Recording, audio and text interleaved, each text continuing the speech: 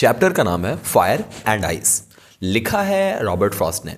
जैसा मैंने आपको पिछले वीडियोस में भी बताया है, रॉबर्ट फ्रॉस्ट नेचर पे कुछ ज़्यादा ही लिखते हैं। इनका राइटिंग बहुत लंबा नहीं होता, लेकिन जो लिखते हैं बहुत ही कॉन्साइज पॉइंट में लिखते हैं।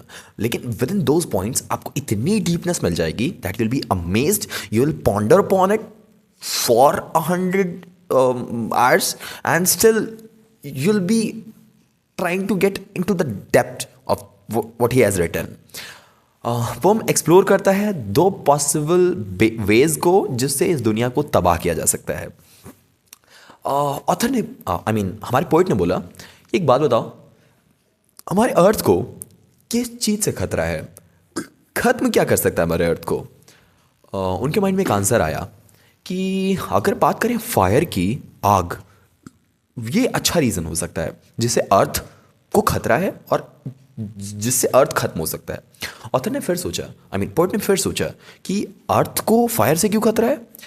क्योंकि हमारा जो सन है एक टाइम पे लगातार इन्हांस होता जाएगा। जैसे जैसे कि पावर खत्म होती है वैसे वैसे जो सन का साइज़ है वो लगातार इन्हांस होता जाएगा। And there be a time तब वो सन का जो एंड है, जो कोरोना जिसको हम बोलते हैं, लास्ट वाला पार्ट, सन के लास्ट वाले पार्ट को कोरोना बोलते हैं, वो पार्ट पहुंच जाएगा अर्थ तक, जिसके कारण अर्थ डिस्ट्रॉय हो जाएगा, खत्म हो जाएगा।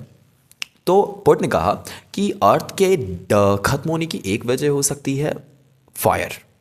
ऑथर ने सोचा, एक बात बताओ, आइस भी तो हो सकता है रीज़न, क्योंकि बहुत एक टाइम के बाद अर्थ एकदम ठंडा हो जाएगा, क्योंकि जो सन है उसके दो टाइप से उसका डिस्टिंग्विशमेंट होगा, मतलब खत्म होगा।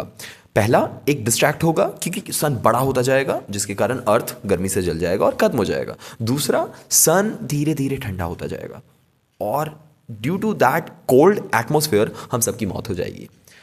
तो ऑथर ने ये दो पॉइंट्स बताए हैं जिससे अर्थ को खत्म किया जा सकता है। अब इसमें पॉइंट तो ये है कि ये दो पॉइंट्स सही हैं, लेकिन ये मेटाफोरिकली कुछ और ही रिप्रेजेंट करता है। अगर आपने इसे पहले पढ़ा है तो आप समझ चुके होंगे। ऑथर ये कहना चाहते हैं, पोइट ये कहना चाहते हैं कि दोनों फोर्सेस इतने स्ट्रांग हैं कि आराम से अर्थ को डिस्ट्रॉय कर सकते हैं।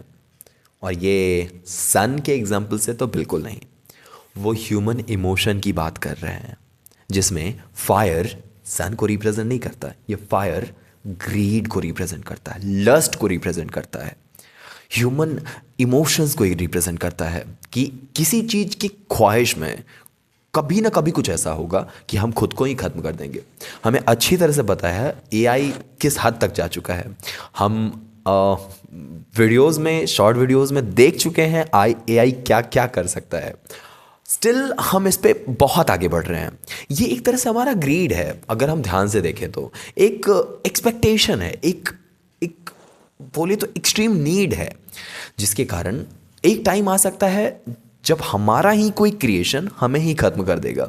तो ऑथर ने कहा फायर इस तरह से हमें खत्म कर सकता है। तो ये जो डिज़ायर है ना, ये रिप्रेजेंट करता है फायर। अंडरस्टूड? फायर किस चीज़ का रिप्रेजेंटेशन करता है? डिज़ायर का। फायर डिज़ायर, फायर डिज़ायर, याद रखना, ये बहुत इंपॉर्टेंट पॉइंट है, क्योंकि चैप्टर का नाम ही है फायर एंड आइस, और यही दो पॉइंट्स बहुत ज़्यादा पूछे जाते हैं। फायर का तो आप समझ गया सर, कि जो ग्रीड है, लस्ट है, किसी चीज़ को पाने की बहुत जो एक्सट्रीम ख्वाहिश है, ये रीज़न बनेगी इस अर्थ के डिस्ट्रक्शन का। लेकिन उन्होंने सोचा एक और बात, अर्थ के सेल्फ डिस्ट्रक्शन का एक और कारण हो सकता है, आइस। अब आइस क्या है? सन ठंडा हो जाएगा? नहीं, आइस है कि हम में से ही कोई इतना कोल्ड हो जाएगा, इतने गुस्से में होगा, इतना हेट्रेड फैल जाएगा कि हम में से ही कुछ गुस्से में इस अर्थ को ख़त्म कर देंगे। हम में से ही कोई एक ऐसा स्टेप लेगा जिससे पूरा का पूरा अर्थ डिस्ट्रॉय हो जाएगा।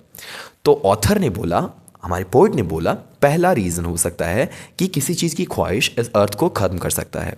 दूसरा, हेट्रेड, जिसे हम गुस्सा बोलते हैं, जिसे एक दूसरे से नफरत हम बोलते हैं। आपने देखा है कई बार ऐसा हुआ है कि अर्थ का ऑलमोस्ट % हमने फिनिश किया just due to hatred with each other. आपको सबको पता है वर्ल्ड वॉर के बारे में, आप सब जानते हो, हिरोशिमा नागासाकी। तो इससे हम समझ सकते हैं कि एक टाइम पे या तो हेट्रेड इस वर्ल्ड को फिनिश करेगा या फिर किसी चीज़ का एक्सट्रीम डिज़ायर इस वर्ल्ड को फिनिश करेगा। ऑथर और एक्नॉलेज करते हैं कि ये जो एक्सपीरियंसेस है ना, बोथ इमोशंस, ये दोनों हमारी लाइफ में हैं, लेकिन कई एक टाइम आएगा जब ये इमोशंस इतना एक्सट्रीम हो जाएगा कि हम अपने आप पे कंट्रोल नहीं रख पाएंगे and will take some big steps. वो अभी भी बिलीव करते हैं या तो फायर या आइस इस वर्ल्ड को एंड तक ले जाएगा। पोम में और आगे अच्छे तरीके से वो सिंपल लैंग्वेज में बोलते हैं और डीप फिलोसफिकल आइडिया देते हैं कि ऐसा नहीं है कि ये फिनिश करेगा यही, अभी भी चांसेस हैं कि यही नहीं दोनों में से कोई एक अगर बेटर इंटेंसिटी में हो, बड़े इंटेंसिटी में हो, तो वो इतना पावरफुल होगा कि पूरे अर्थ को वो ख़त्म कर सकता है।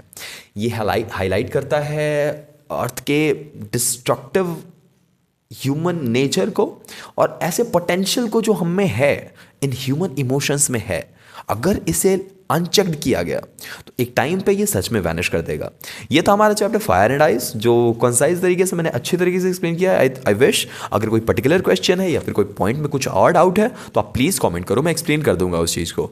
अगर कोई एक चैप्टर है जो आप चाहते हो कि एक्सप्लेन करूँ, या कोई बुक है या कोई नॉवल है या कोई स्टोरी है which you want me to express, please please please comment कीजिए। अगर कोई हेल्प के पॉइंट्स हैं जिससे वीडियोस और अच्छे हो सकते हैं, प्लीज़ कमेंट एंड डाउन, मैं इस पर भी वीडियो बनाऊंगा।